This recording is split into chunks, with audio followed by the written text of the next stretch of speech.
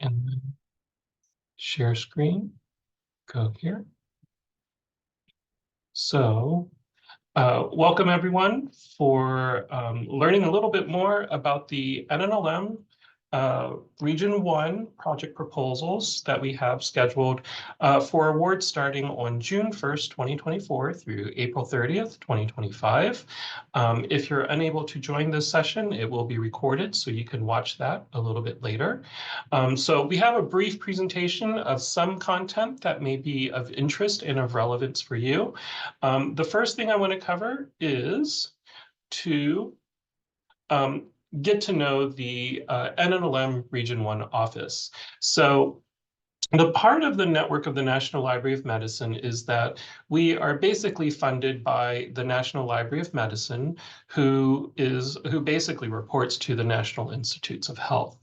A lot of the work that we do is related to priorities that the NIH and NLM have set forth. And we do a lot of the outreach and engagement for specific regions, if not nationally, with some of the classes that we offer.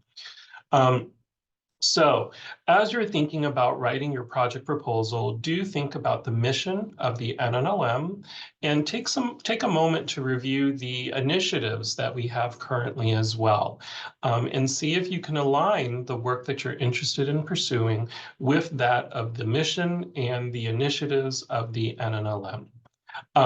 Our regional medical library also reports to the University of Maryland, Baltimore. So some of the paperwork, if your project is selected, will be tied to the University of Maryland, Baltimore as well. So think about that as you are working on your application. So for our grants for the coming year, I drafted out a basic timeline for this program year. We'll have about a month basically for applications to be received.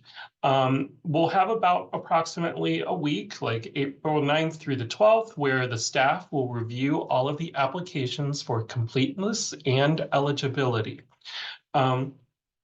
From there, we will have a brief peer review process, and that means we'll just have 2 or 3 people review your application and provide it a score. After that, the office synthesizes all of the feedback that's received, and then the executive director will make a final decision as to the projects that we will fund. From there, we'll notify all of the applicants of the funding decisions. And for those who haven't been selected, it could be that even if you scored a 90, there were just 10 other people that scored higher than you, unfortunately, and we had to make a decision based on that. So it could be based on decisions of the score, or it could also be based on decisions of location. So those are some things that we have to keep in mind too. So we'll do all of that notification, and hopefully starting June 1st, you can begin your project.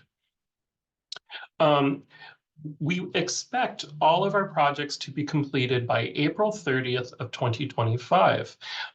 We also expect to receive a final invoice and final report by May 31st of 2025, and we try to close all of our financial records by June 30th.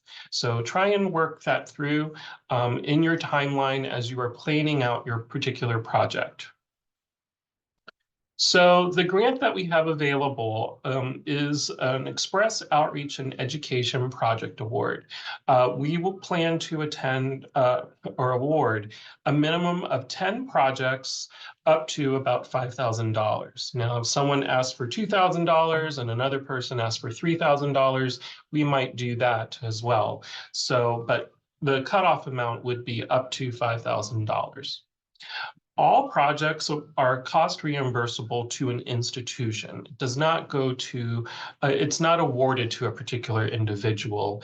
And then for Express Project Awards, one of the things that we are requiring are that all applications use the resources that are available from the NNLM Evaluation Center. So what that looks like there are four or five major areas of evaluation. The first one is evaluating any technology purchased. So if your goal is to buy new computers for up to $5,000, you'll have to do a technology evaluation for that.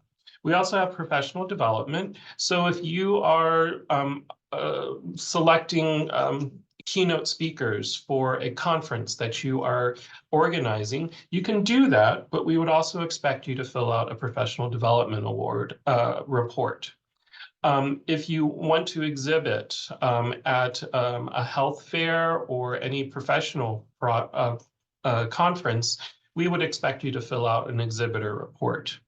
Any other activities we would want you to fill out an activity report about, and then there may be a participant activity survey that we would also want you to utilize that was created by the Evaluation Center. If your project will last more than a year, you might have to do a mid-year report, but all projects would have a final report that we would expect to receive from everyone. So I'm going to give some basic tips, but I would also encourage you to reach out to the NNLM office here with any questions you have, and we can help guide you and provide as much information as possible.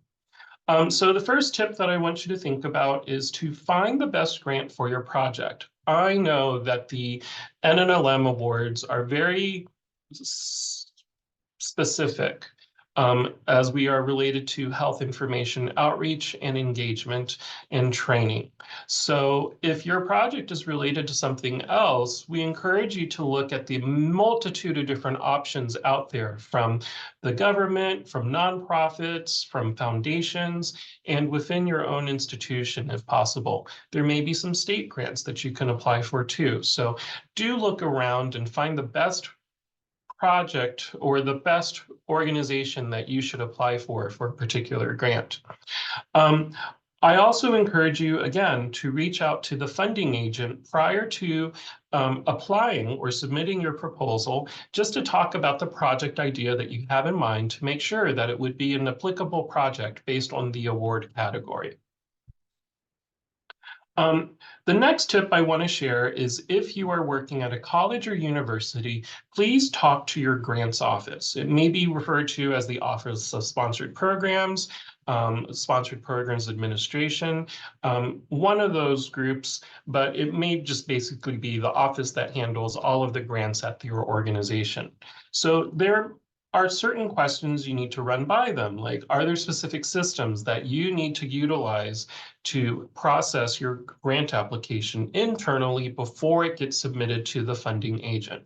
It's one of those basic things you need to think about there. Are there other processes that they want you to be aware of prior to the submission? They might say, before you do an application, we want you to do certain trainings, for instance.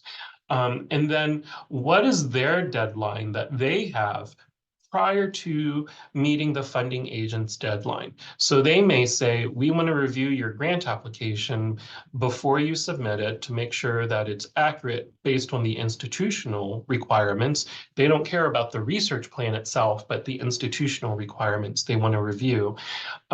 So they may say, submit it a week prior to the application deadline for us to review before we let you submit it.